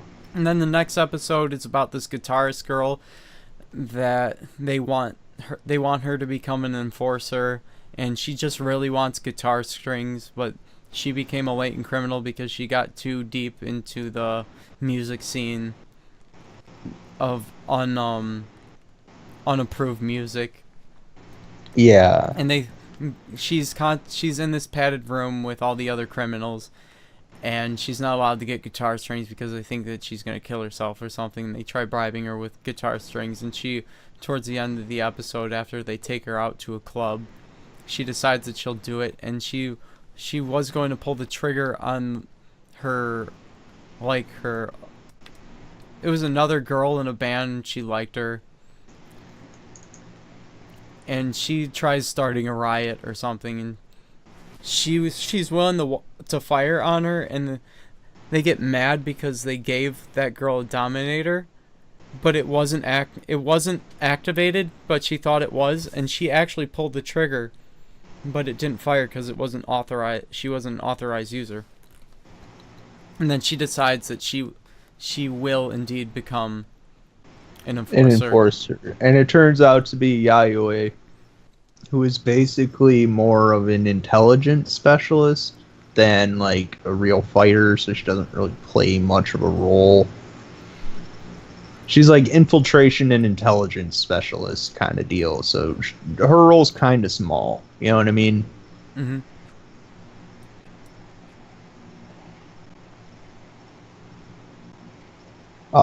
Continue.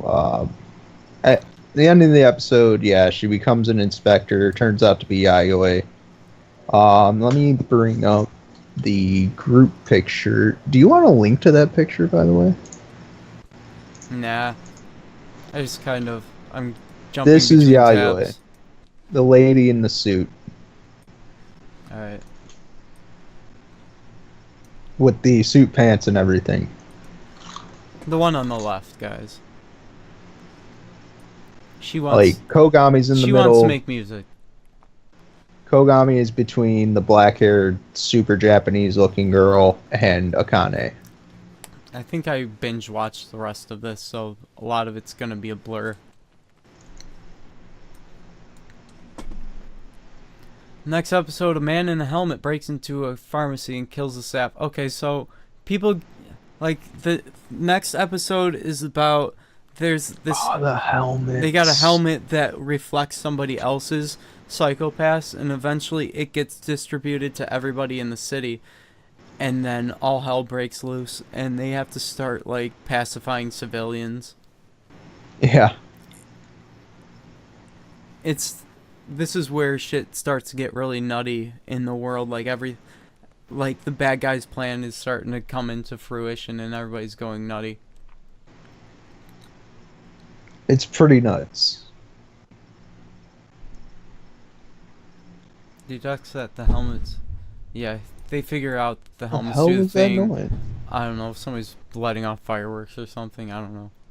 Jesus Christ. Next episode, as footage of the helmet killings appear on the internet, the helmets are distributed to more criminals who begin committing more and more horrendous crimes out in the open, prompting bloodthirsty revenge from the public in the name of self-defense.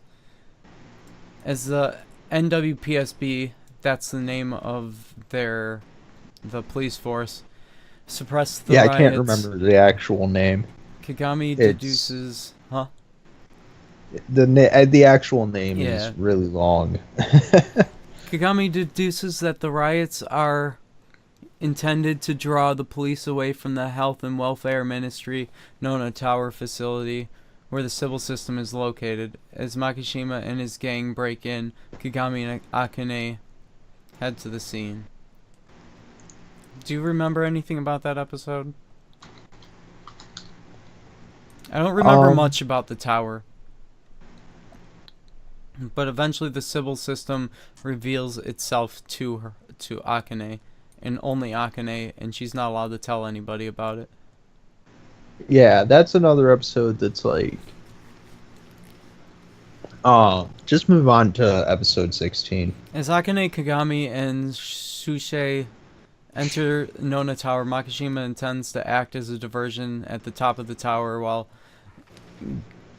Shusei. Gyusong reaches the core of the Sybil system Oh, in the hidden basement. Kagami and Akane decide to chase down after Makishima at the top of the tower as Susei descends to the basement. After the descending to the hidden basement, Shusei has lost connection with the network and discovers that the truth of the Sybil system. Sybil system. What the heck? Shusei does? Yeah. I thought it was just Akane that did. No, remember the orange-haired dude and Gusong both see what the Sybil system is and get killed for it. Remember? Oh, I don't remember that. Kagami engages in a battle with Makishima. Makishima beats Kagami but is knocked out by Akane.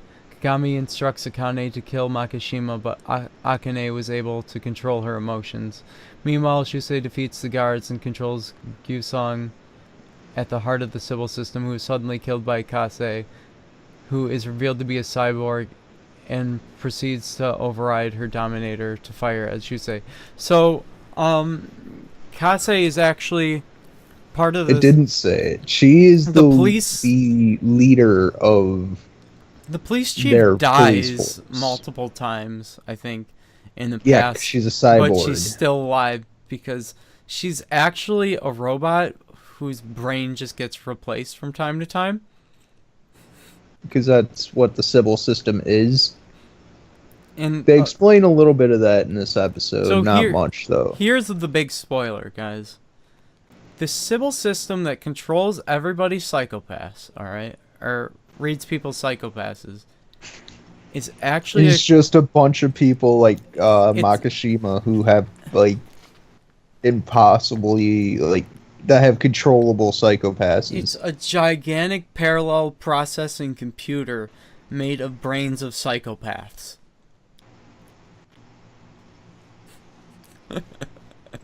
That is what is running their society. And the Sybil system wants to add Makishima to their fold, because every time there's a psychopath that it can't read, they want to add it to it to make it better at reading people's crime coefficients and leading society better. The ones that can't be read are extremely good at telling the intentions of others, basically. Like, that are psychopaths. Yeah. Like, they're good at telling who's a fucking nutbag and who isn't. You know what I mean? And the more of those brains they have, the higher the accuracy. I guess is what Josh was saying, pretty much. I kind of just repeated Josh. Names. The cool guy... Kogami, like he gets put into a car in a plane with the police chief, and they have a conversation, and like I think they talk about it. Oh, you mean? But he gets out or something, and Makishima gets in. Not Kogami. Okay, yeah. He gets on the plane. He's being transported, and the chief tries to convince him to join, and like you can become like a god, and he's like, that's boring, I don't want that. So he knows that now. He's like, no, I want society to go back to the way it should be. Quit it. He's like, I'm going to destroy your society, I don't care. He's like, I want the Sybil system gone. I don't want to be this. I don't want to be my enemy, you idiot. And she's really confused about it. And then it's not like I want to destroy you or anything. She goes like this and talks to the Sybil system. Is like, wait, that's your consensus on Makishima? Well, with my current processing power in this unit, I don't understand, so I want to rejoin the fold to confirm the consensus.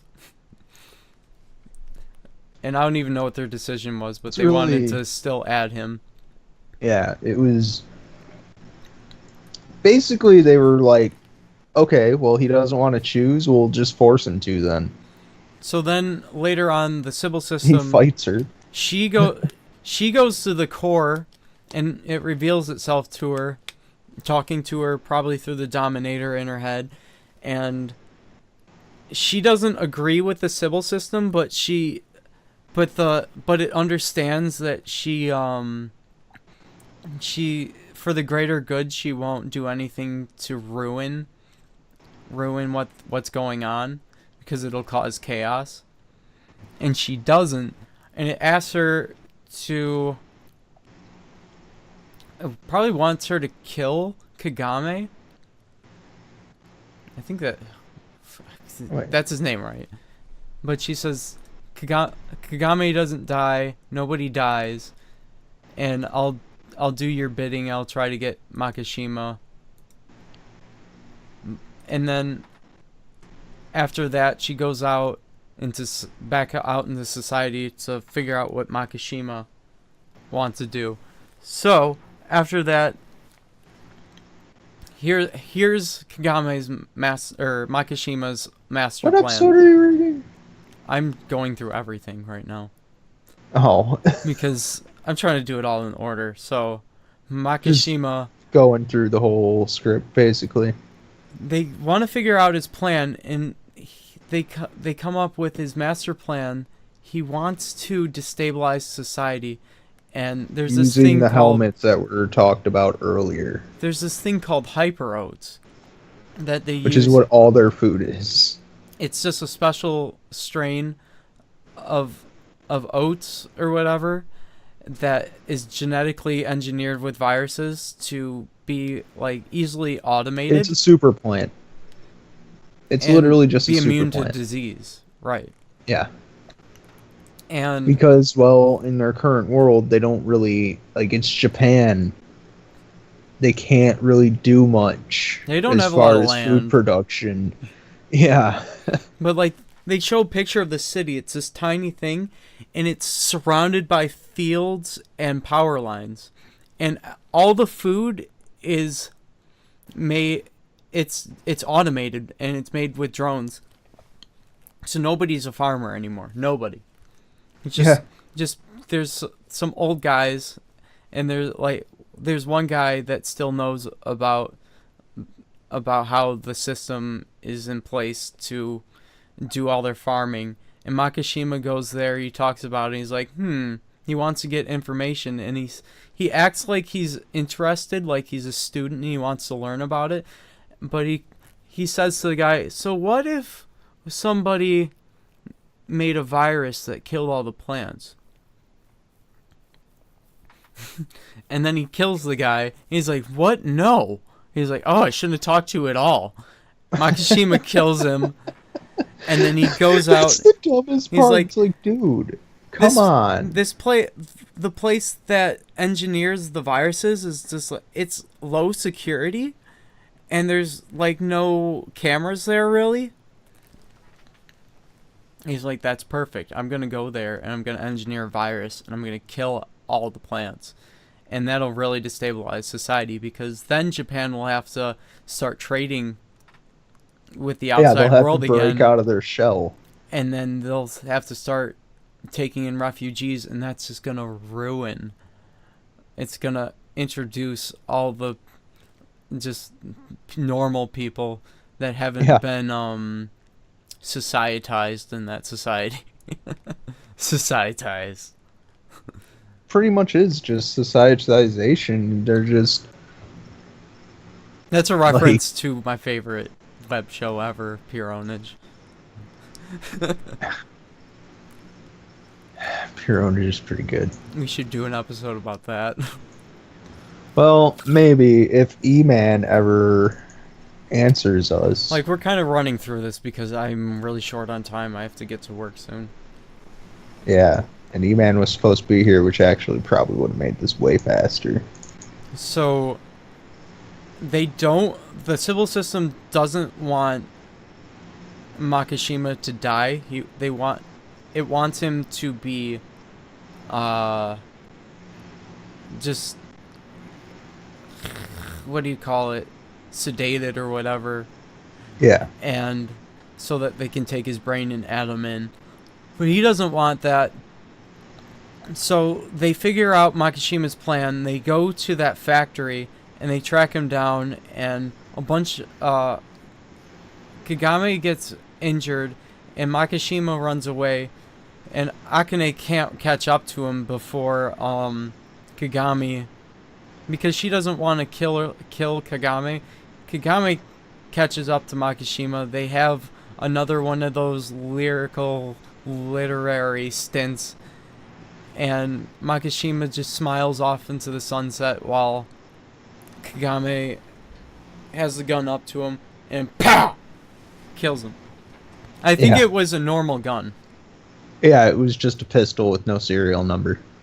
He got it from the school professor, if I remember right. Or he got it from one of the enforcers, something like that. So, pretty much, like, we kind of just spoiled the entire thing, because that's just how we do it. That's pretty much all you can do with Psychopaths anyway. To be able to talk about it, you have to give people a bunch of expository information about the show. So I like the anime because, like, it's not an anime. Yeah, it is. I mean, it's Japanese an anime animation. But it's an not. anime. It's not one of those stupid harem animes. It's not like a bad anime, you mean? Yeah. Like, even the main character, anime. she's like okay looking, but she's not like, the art style doesn't make everybody out to be like stupid. Supermodels. Yeah, supermodels and have gigantic eyes. Most of the characters are ugly. Normal looking. Or normal. Ugly or like, normal Akane is looking not or less. ugly. In the art style, she's a cute character, but the art style also makes it like, yeah, she's, as far as these people go, she's kind of cute. She's just like, you know, a little bit of a dork in every way. So of course she's not gonna be really. It's more that she doesn't really care how she looks when she goes to work, kind of thing. Mm-hmm. Like, because you see her when she goes out with her friends and she looks way better. Like, when she's got the holographic makeup and everything. Yeah. But, like, and then when she goes to work, she's just, like, no makeup, no nothing, bags under her eyes because she never sleeps, because all she does is work and deal with horrifying crimes on a daily basis. And, but yeah. They just like, kind of, like, they're normal people. Everybody's just a normal person, except for Shusei, who's a fucking... It doesn't ruin your weirdo. Suspension of disbelief. Like, you can watch it for most of it and not be like, no, that's just stupid. And a lot of the stuff in it is explained through, like, modern-day detective work by Kogami, Genoza, and Masaoka. I don't know if there's a lot of stories similar to it, but, like, I like future things and dystopian, or just any sort of future things. There's a lot of cool stuff in it. And the storyline is very unique, I think. Like, I wouldn't say well Ghost done. in the Shell is really like it, but it is a really good, you know, dystopian future thing. Then there's also, of course, the biggest one, which is Blade Runner? No. And if you were convinced to watch this, I'm sorry if you didn't watch it already. I told you in the beginning. Yeah. Unless you skipped it, which maybe you did. Or not even here right now. But the thing is, it's a lot better enjoyed not knowing about the Sybil system and all that. Like, the mystery... I don't know. I disagree, to be honest. I feel like it would have better impact on me. I feel like I would have known. Yeah, you could probably figure it out on your own. I your feel like I would have felt better going in knowing about the Sybil system. Just not the main crime. You know what I mean? How everything would solve. We didn't spoil everything about all the crime solving and everything. We just kind of gave vague descriptions of those. So, like, where it really shines is, like, how, like, it has this premise, But how it explains the premise and how the characters grow, they're not just static characters. Yeah, they all grow around this horrible case that they're all dealing with in their own way, and they all like are shown dealing with it in their own way. Psychopath season 1, I would say, is probably one of the best just shows that I've ever watched. Like, in general, like, it's not, like, it's, like I said earlier, it's a really good crime drama if you like crime drama. It's got a lot of gore. Like, not too much, but a lot. Just to make when there is, there's a lot. Yeah. Like, it's not happening all the time. It only happens Dominator in times. use is. But once they pull out the Dominator, you're like, either someone's going to get knocked the fuck out, or a robot's going to get destroyed, or some kind of human is going to get exploded. Like, it's horrifying. The Dominator's terrifying. You should put in for the YouTube viewers the part, like, toward the end, just throw in a clip of the Dominator blowing a dude up. Honestly, you guys can go find it yourself, because I don't. Or I can just edit it. Like, I don't know how much. Like, if in the future we blow up, I don't want to have. I want to have the bare minimum of shit that can cause us issues in the future on the YouTube channel, to be honest. But it's non-monetized. You could just not monetize this old video. Not that bad. Or I could just. I don't want to put in the effort, and I don't want to make a habit of it either. I can just throw a link of it in the description. Then. That's a much better plan. There will be a link in the description of like a Dominator use compilation from season 1. I was watching it earlier. It's pretty terrifying.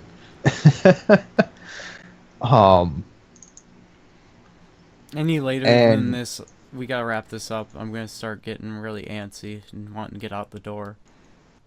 That's fine. Yeah. Right now, we're basically just doing general discussion about it right now anyway. Kind of just... I want to talk a little bit of shit about Psychopaths 2 before we finish up, though. So what are your ending thoughts on Season 1? Season 1 was very enjoyable. I recommend it. Heavily.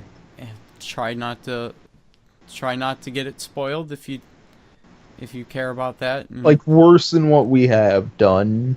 Like, it's one of my top animes, I want to say. We skipped over a lot of stuff because there's a lot of stuff. There's a lot of stuff, and like, we probably went in more depth than needed. But yeah. We just do that to spark some and discussion, also not enough. Like, I don't know. I would. There's a lot to it. You know, the show is longer than 2 hours. Talking about it for 2 hours is not gonna get deep into it. Like, I think we went really deep into a lot of stuff and then glazed over some stuff. Like, you can still watch it and enjoy it after this. What I like most about the show is like the fact that you like it legitimately starts. It tricks the shit out of you into thinking it's like this utopic society. And I already knew about the Missable system before I watched it. It treats you like an adult, that's for sure. Oh yeah. I already watched a video that was kind of in-depth about Season 1. It wasn't too spoiler-heavy, but it explained certain things like the Missable system to me. And I think that's why I enjoyed it so much. Because I didn't know what it was. Like, we never actually explained to you guys what it is. You need to watch this. Like, no, we never went, like, super in-depth into why it's what it is. At that point, people who didn't want to know probably would have stopped listening anyway. But, the Missable system took this perfect utopia with actual like normalcy to a point and turned it on its head into a horrifying dystopia. They made this great thing and just destroyed it. Yeah. Most dystopias are like just shitty from the beginning.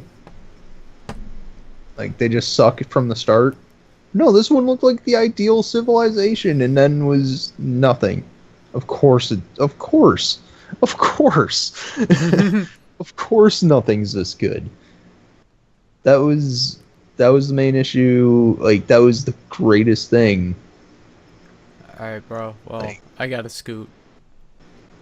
And also, Season 2 is terrible. It's basically a retread of Season 1. It's all basically the exact same and not worth watching because it's not done nearly as well because it's done by a different guy who didn't have time to do an entire fucking season of an anime that had to be done before a movie came out, and he had to do the whole thing in like a year and a half or something, and it was just bad. It was just bad. It wasn't very good at all. I think on its own, it's watchable, but if you watch Psycho Pass Season 1 first, all you're going to do is be like, this is bad. Do you think Season 2 stands up on its own if the first season didn't exist? I think if the first season didn't exist, it would stand up on its own as something okay. Now, it's really, like, in general, it's really just not good. Like, it feels very rushed throughout the whole thing. But it's just okay. And the movie I don't want to go into because you need Season 1 to talk about the movie, and I want to go into that at a later date. I'm going to let him come back. That's about it, though. Go watch Psycho Pass. If you haven't seen Psycho Pass, go watch Psycho Pass. Watch Psycho Pass. It's really good. Watch it. Do it. Watch Psycho Pass. Do it. Alright, well, that's about all. Josh, are you looking forward to anything before we hop out of here so you can go to work? Looking forward to finding more games to play on Tabletop Sim. Do we have any ideas on what we're going to do next week? I'm going to try out some games throughout the weekend. What days do you work nights over the weekend? Yeah, right now, next week, as far as I know, all nights. Oh, shit. Even this weekend? Like Saturday, Sunday? Yeah. Like tomorrow? That's fucked up. What? Like tomorrow? That's fucked up. Yep. Damn it. I wanted to play Tabletop Sim tomorrow. So whenever you're available for Tabletop Sim, yeah, I'm down. I'll hit you up. I'll try a couple games over the weekend, see if I can find one. Yeah, if you guys want in on the Discord, we are on there. Just come in, yeah, I was about to pop us a message in the general chat or looking to play or whatever. You know, we're down to play games with you guys when given the time. And you can play amongst yourself.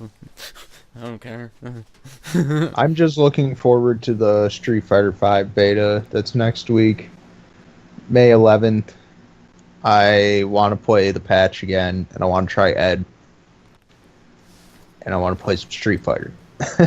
Street Fighter 5. Other than that, nothing really. Well, I guess we're gonna close it out here. All right, miss us again next week. Yeah, probably please. Same missable time. Wait, what was that thing I said earlier or the other day? I don't know. The Missable Podcast. Same missable time. Same missable place. You know, welcome to the Missable Podcast, where sometimes we actually miss the time where we're supposed to actually do it. Yeah, or a full day behind like this we're week. We're going to get better at this, or we're going to start cracking down and finding, or at least expanding our cast. Like we love everybody involved. But yeah, we need backups or just a bigger pool of people to pluck from. If I knew that today was going to be without anybody, I would have seen if Kyle was ready to go and could hop on Skype for it, but I didn't know in time, so I couldn't get a hold of him. Oh, if he wants to get involved, just involve him. I want to have him on for a future episode, just to try and see how he works out during it. Probably will. I think it'll be fine, but I just want to double check. I really need to folks, go. We'll talk to you next week. Check the description for the Dominator thing and for like where you can find us. And yeah, that's about all. Peace out. Have a good week.